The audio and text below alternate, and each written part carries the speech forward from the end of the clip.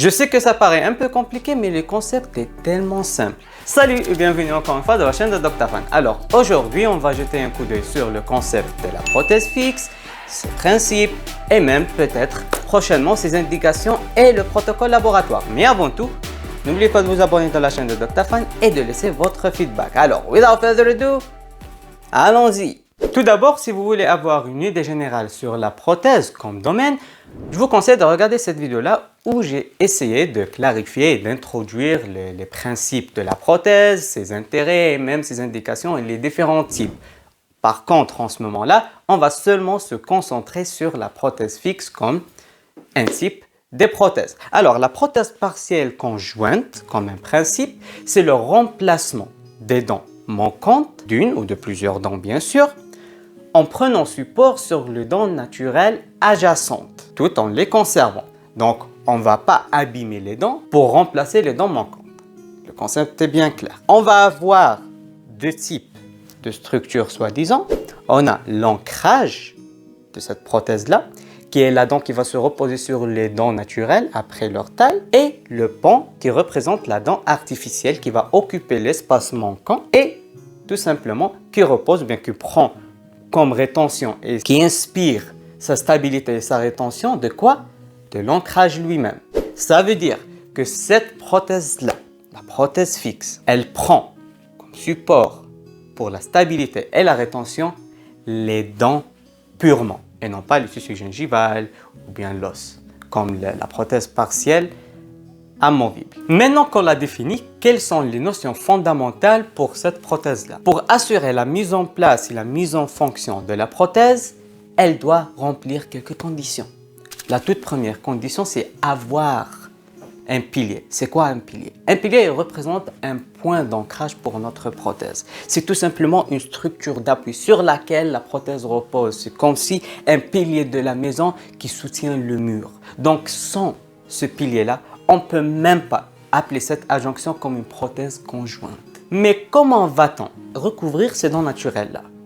Est-ce qu'on va créer des éléments et fabriquer des éléments qui sont individuellement différents pour chaque dent différente? Est-ce que ceci est pratique? Est-ce que ceci est effectif? Est-ce que ceci est vraiment fiable? L'objectif de notre prothèse fixe est de s'assurer que la prothèse reste collée sous toutes les conditions. Et pour nous simplifier la tâche, on procède à la taille de la dent. C'est quoi la taille de la dent?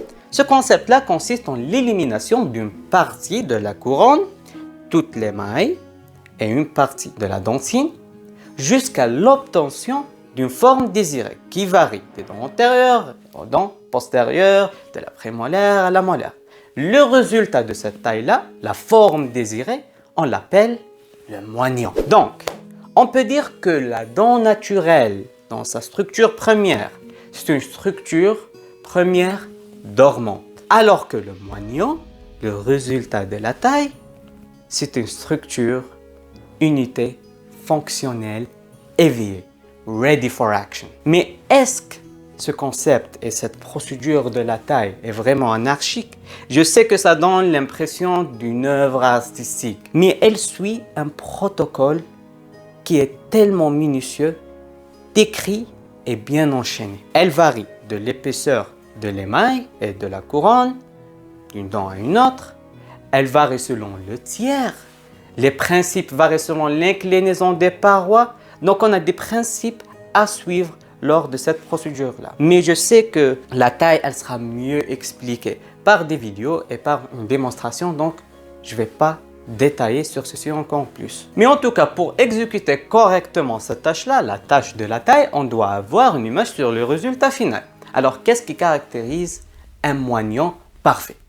Premièrement, on peut parler d'un concept le plus intuitif, qui est le dépouille. Le dépouille, c'est tout simplement l'inclinaison des parois vers la face occlusale. La question qui se pose, est-ce qu'on doit avoir des parois qui sont parallèles entre elles? On sait que plus les parois sont parallèles, plus la structure est solide. Mais on a trouvé qu'une convergence de 6 degrés, 3 degrés des deux parois pour chacune, elle va faciliter le démoulage et même la prise de l'empreinte sans avoir une fracture ou bien une déformation du matériel. Ça fait avoir un dépouille de 3 degrés pour chacune des parois est essentiel pour la taille de notre dent et pour assurer une bonne rétention et même la facilité de la prise d'empreinte. Le deuxième concept qui est automatique, c'est l'axe d'insertion. Donc c'est la direction selon laquelle la prothèse est mise en place sans aucune difficulté. Et troisièmement, le concept le plus caractéristique de la prothèse fixe qui est la limite cervicale. Bon, on sait que la gencive, elle s'arrête dans les alentours de la jonction émail-sément et que non seulement lors de notre préparation, on peut endommager ce tissu-là, mais même ça peut perturber le cours de notre procédure, comme lors de la prise d'empreinte ou bien même l'adaptation de la prothèse avec la gencive. Donc tout simplement, c'est l'endroit où la prothèse, bien, ou la préparation, pardon, doit s'arrêter. Donc, c'est le lieu, bien l'endroit de cohabitation de la prothèse, la gencive, le bord prothétique, le bord gingival, la tache épithéliale et finalement le matériau de la prothèse lui-même. Cette préparation-là, elle peut être exécutée avec des fraises et des instrumentations. Et on a 3 formes rencontrées. Infragingival, juxtagingival et supragingival selon l'emplacement du bord gingival par rapport à la limite prothétique. Et c'est là où le succès ou l'échec de la prothèse fixe est déterminé. C'est le secret pour avoir une prothèse fixe correcte et qui est fonctionnelle pour notre patient. Donc le choix de la limite cervicale, bien sûr, et on aura une vidéo si vous voulez qui est détaillée sur ce sujet-là.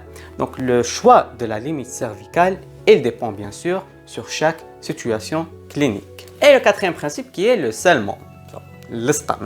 Mais bon. Donc on sait que la taille est faite d'une façon à assurer la bonne rétention, la stabilité de la prothèse et même la protection du moignon. Mais ça reste quand même un concept qui est physique. Donc on a besoin d'une liaison chimique qui va réunir hermétiquement les deux parties artificielles et naturelles. Et on peut trouver des cols comme on peut trouver un ciment de scellement qui encore une fois ils ont leurs différentes et propres indications et qui dépendent sur des différentes situations cliniques. Donc pour nous faciliter la tâche à mémoriser les concepts fondamentaux qui entourent la prothèse fixe, on peut les regrouper sous l'acronyme qui est DETA-LISA. DETA, on peut la lire d'une autre façon comme des tailles lisses, comme si le résultat final qu'on désire avoir, c'est quoi? Une taille qui est belle et bien lisse. Donc D, c'est quoi? C'est le dépouille. Ta, c'est les tailles. Bien la taille du moignon, la taille de la dent naturelle. Li, c'est les limites cervicales. S, c'est le scellement. Et A, c'est l'axe d'insertion. Donc d'état.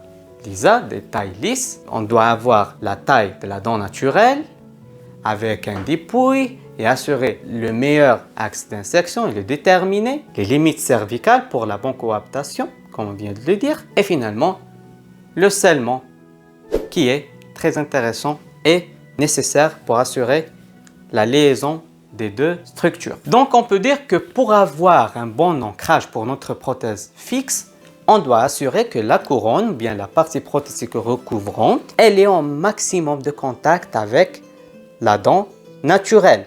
Il n'y a aucun espace vide entre la prothèse, bien la couronne et la limite cervicale sans comprimer les papilles interdentaires, qui va nous laisser passer vers le prochain point qui est le contact ou bien le point de contact entre la couronne et les autres couronnes adjacentes et qui finalement nous laisse passer vers le dernier point qui est le contact ou bien l'engrainement physiologique avec les dents antagonistes. Donc pour assurer cet ancrage-là, la couronne, ou bien la partie prothétique recouvrante, elle doit assurer 3 choses, bien 3 types de relations. Une relation de la prothèse avec la dent naturelle elle-même, une relation, bien interrelation avec les autres couronnes adjacentes et une relation antagoniste avec les dents qui sont en opposition. Et ça devrait aborder les principes généraux de la prothèse fixe. Et voilà, ce sera la fin de notre vidéo. Alors j'espère que ça vous a clarifié les choses. Bon, je compte la prochaine fois à filmer une vidéo autour des différents types de la prothèse fixe et ses différentes indications. C'est exactement pourquoi je vous invite à vous abonner dans la chaîne de Dr Fan et laisser votre feedback dans la section de commentaires. Sinon, merci pour nous avoir regardés et à bientôt.